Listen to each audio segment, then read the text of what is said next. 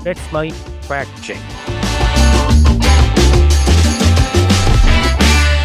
नमस्कार, मैं अरिंदम और आप देख रहे हैं लेट्स माइक का फैक्ट चेक, जहां हम वायरल दावों की असली सच्चाई लेकर आते हैं, बिना शोर, बिना तड़का, सिर्फ सच। आज का हमारा विषय है 1982 के एशियन गेम्स पर जारी रेसलिंग स्टाम्प की धार्मिक कंट्रोवर्सी। क्या सच में मुसलमान पहलवान हिंदू को पटखनी दे रहा है? सोशल मीडिया पर इस स्टाम्प को लेकर जो तूफान उठा है वो नया नहीं, लेकिन क्या ये तूफान हकीकत है या किसी की बनाई हुई आंधी? चलिए शुरू करते हैं जांच का खेल। पिछले कुछ हफ्तों में सोशल मीडिया पर एक पुराना पोस्टेज स्टैंप वायरल हो रहा है। दावा यह है कि 1982 में इंदिरा गांधी सरकार ने एशियन गेम्स के लिए एक ऐसा स्टाम्प जारी किया जिसमें एक मुस्लिम पहलवान एक हिंदू चोटीधारी पहलवान को पटक रहा है। कमेंट सेक्शन में लोग लिख रहे हैं, यह हिंदू धर्म का अपमान है, सरकार मुस्लिमों का महिमा मंडन कर रही थी, ये एजेंडा था। कुछ लोग तो इसे भारत की सांस्कृतिक पहचान पर हमला बताते हुए भड़काऊ पोस्ट तक डाल रहे हैं। लेकिन क्या ये दावे सच हैं? क्या वाकई स्टाम्प किसी धार्मिक संदेश को दर्शाता है? और क्या इसे जानबूझकर बनाया गया था? यही सब आज हम फैक्ट चेक करेंगे, सबूतों के साथ, बारीकी से। सबसे पहले जानते हैं ये स्टाम्प असल में है क्या। 1982 में नई दिल्ली में 9वें एशियन गेम्स हुए। भारत सरकार ने इन खेलों की स्मृति में कई कॉमेमोरेटिव स्टैंप जारी किए, एथलेटिक्स, हॉकी, स्विमिंग, और इसी सीरीज में एक स्टाम्प रेसलिंग का भी था। इस स्टाम्प को डिजाइन किया था प्रसिद्ध कलाकार ए रामचंद्रन ने और इसे जारी किया था department of posts, government of India ने। स्टाम्प पर दो पहलवान दिखते हैं एक दूसरे को पटखनी देते हुए, बस। न कोई नाम, न धर्म, न जाति, न मजहब। फिर विवाद क्यों?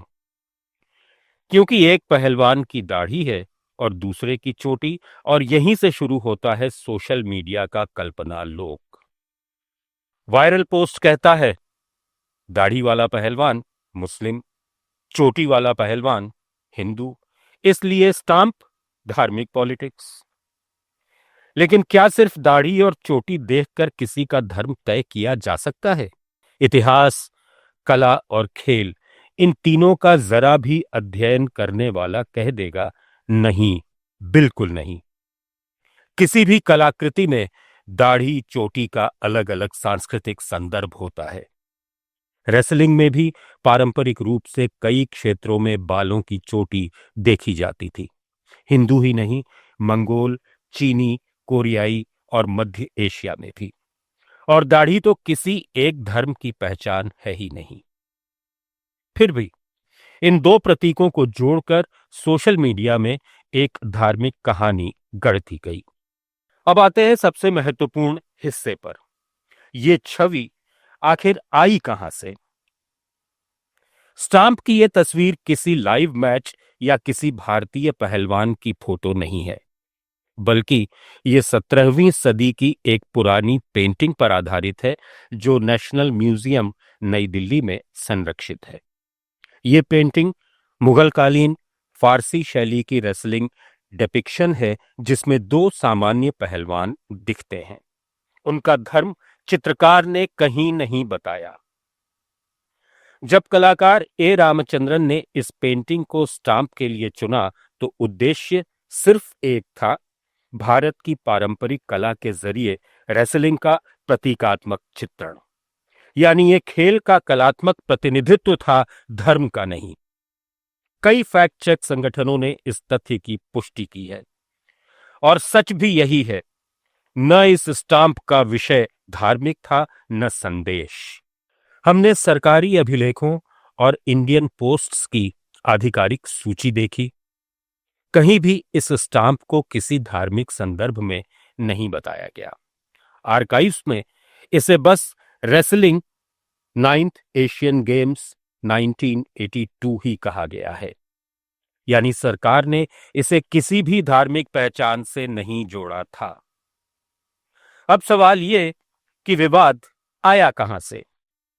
कंट्रोवर्सी का कारण सिर्फ एक है, गलत व्याख्या प्लस सोशल मीडिया की कल्पना शक्ति। सोशल मीडिया पर 2 तस्वीरें वायरल होती हैं, स्टाम्प और उसके पास 2 शब्द मुस्लिम और हिंदू, और फिर शुरू होता है हर वो नैरेटिव जो आपको भड़काना चाहता है। सच ये है, न किसी सरकारी बयान में धर्म था, न डिजाइन में धर्म, न इतिहास में धर्म। धर्म सिर्फ जोड़ा गया सोशल मीडिया की तरफ से व्यूज और एजेंडे के लिए। तो चलिए अब करते हैं इस पूरे मुद्दे का फाइनल सत्यापन। दावा 1982 एशियन गेम्स के रेसलिंग स्टाम्प में मुस्लिम पहलवान हिंदू को पटक रहा है। फैक्ट गलत, दावा पूरी तरह भ्रामक है। Reality points, stamp 1982 Asian games के लिए जारी किया गया था, इसका धर्म से कोई लेना देना नहीं है। छवि 17वीं सदी की एक पारंपरिक पेंटिंग पर आधारित है। कला में दाढ़ी चोटी को धार्मिक संकेत नहीं माना जाता। सरकारी दस्तावेजों में इसकी कोई धार्मिक व्याख्या नहीं है। विवाद सोशल मीडिया की खुद की कल्पना है। निष्कर्ष साफ है, ये एक खेल आधारित कलात्मक स्टाम्प है जिसे गलत अर्थ देकर धार्मिक रूप दिया गया। दोस्तों, इतिहास, कला और खेल ये तीनों हमारे समाज की साझा धरोहर हैं। जब इन्हें तोड़ मरोड़कर धर्म के रंग में रंगा जाता है तो नुकसान सिर्फ समाज का होता है। 1982 का ये स्टाम्प भारत की कला और खेल संस्कृति का प्रतीक था। इसे धार्मिक लड़ाई का प्रतीक बनाने की कोशिश सिर्फ गलत नहीं बल्कि दुर्भाग्यपूर्ण है।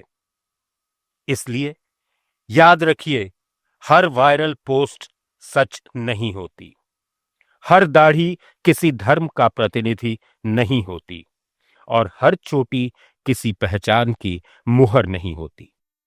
कभी भी किसी भी तस्वीर पर यकीन करने से पहले थोड़ा रुकें, सोचें और फिर फैक्ट चेक करें। मैं हूं अरिंदम और आप सुन रहे थे लेट्स माइक फैक्ट चेक। सच से जुड़िए, गलतफहमियों से नहीं। आप सुन रहे थे let's mic more than radio. Follow कीजिए हमें हमारे सोशल मीडिया प्लेटफॉर्म्स पर। It's time for news. It's time for more than radio. Presenting the first radio news app, Let's Mic. Let's Mic, a news-based app on your phone where you get to watch and listen news, talk shows, interviews, radio show podcasts. On Let's Mic, you get all relevant information of TV, print, radio, podcast, and digital. Let's Mic talks about every segment of life.